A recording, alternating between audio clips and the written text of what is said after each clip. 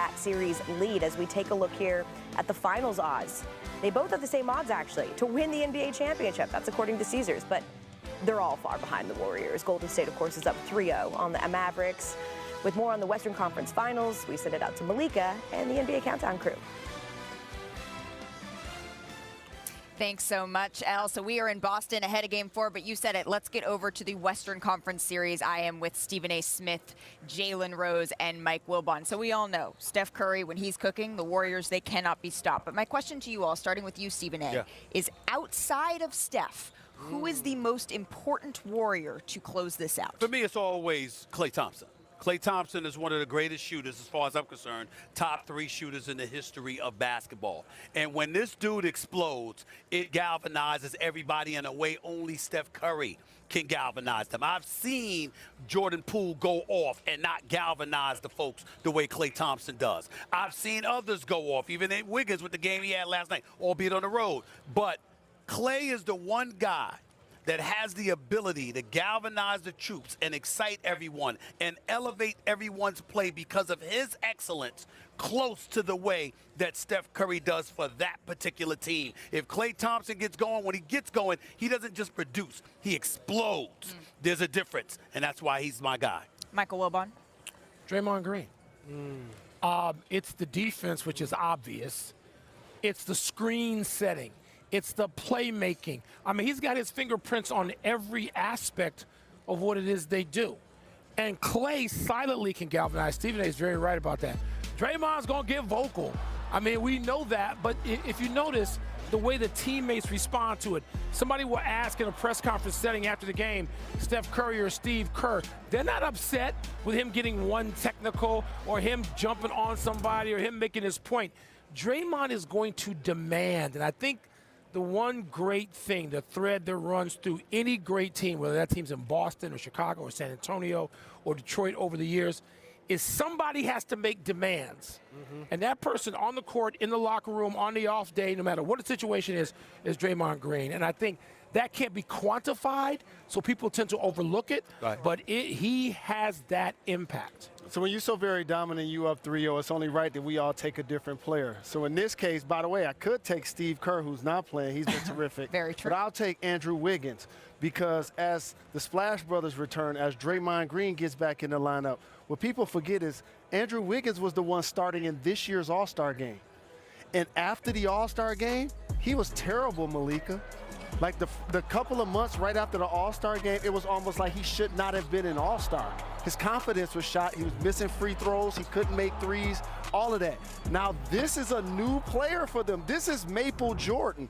This is the guy that went #1 overall in the draft right there. Well, and he certainly looked like it when he had that dunk last night. Continuing with the theme of a different person for all of us, I'm going to say, what about Kevon Looney?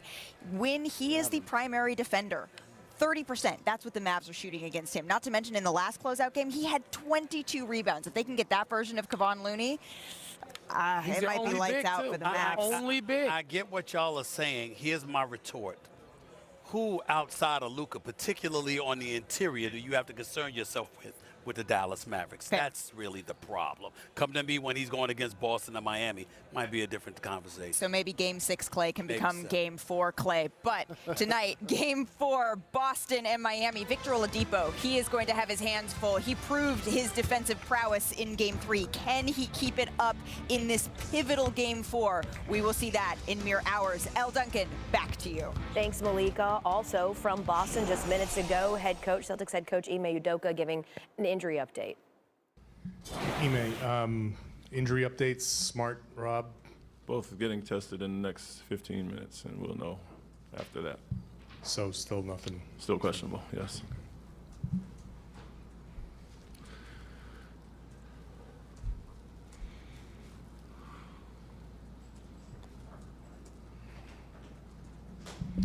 Ime, Derek talked this morning about being a little passive, needing to play a little more aggressive. If he, whether or not he steps into Marcus's spot tonight, do you sense that out of him? And just how do you as a coach react to a guy maybe playing a little passive? Encourage him to be aggressive and stay confident. He's a guy that does a lot for us besides just scoring the ball. And so the shots that are there, take those.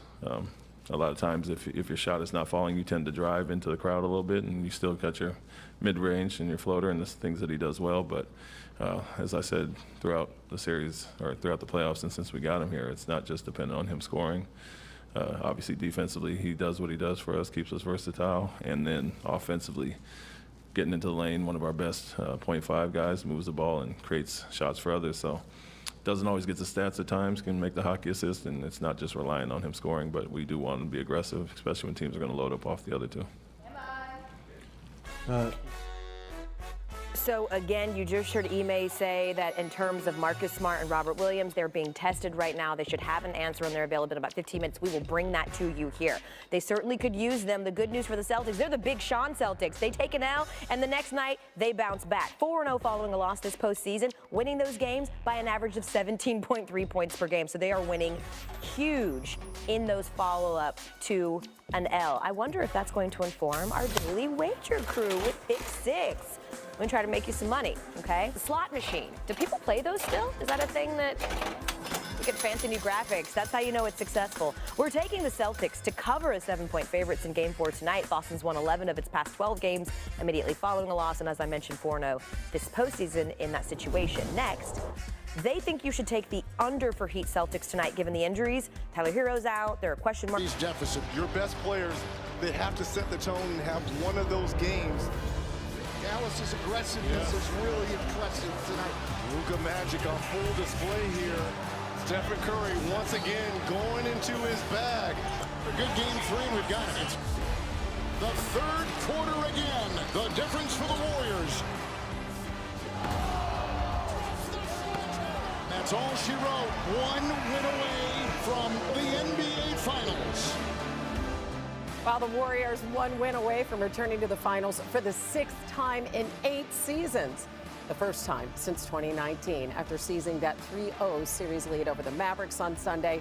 Golden State led by Steph in his 31-point effort in a win which was punctuated by, well, what you just saw there, that Andrew Wiggins breakout performance and posterizing dunk over none other than Luka. So far from a jump shooting team, Golden State beating the Mavs inside, and Luka says he's still learning. So what have we exactly learned so far? More about the Mavs or Golden State? Here's First Take. It's revealed more to me about the Dallas Mavs than it has about the Golden State Warriors. We kind of know who they are. I mean, they've proven that. We've seen the elevation of a Jordan Poole. Andrew Wiggins deserves a lot of credit. But I got to tell you, you walk away thinking about the Dallas Mavs. Now, I would remind everybody that last night, Luka Doncic dropped 40. I would remind y'all that in this series, he's averaging about 40 on 50% shooting. Reggie Bullock, God bless him, but he shot 0 for 10 last night, okay?